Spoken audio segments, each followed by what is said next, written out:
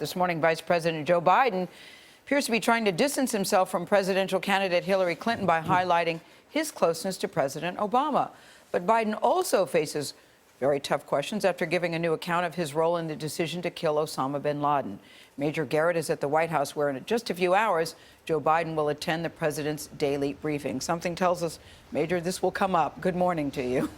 Good morning. The Joe Biden presidential watch is now a full-blown distraction for this White House, which finds itself in the aggravating position of having to referee a public debate over who was more important to President Obama, a sitting vice president who isn't a candidate, or a former Secretary of State who is. I'm not going to do the speech I had prepared here tonight. The Joe Biden presidential tease, episode 100, or so it seems, was on display. I have now traveled over 1,100,000 miles as vice president.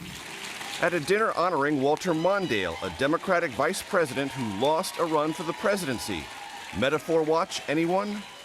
The optics appear lost on Biden, who spent the day generating a debate about how important he was to the president. One example, traveling overseas. John Kerry is a great Secretary of State. Hillary Clinton was a great Secretary of State. But there are times when only the vice president, if it's known of his relationship with the president, can speak for the United States when the president can't be there.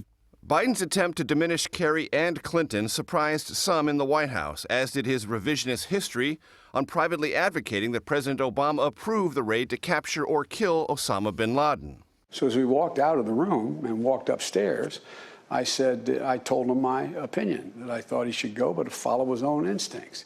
This is how Biden described his role in the deliberations in 2012. Mr. President, my suggestion is don't go. We have to do two more things to see if he's there. He walked out and said, I'll give you my decision.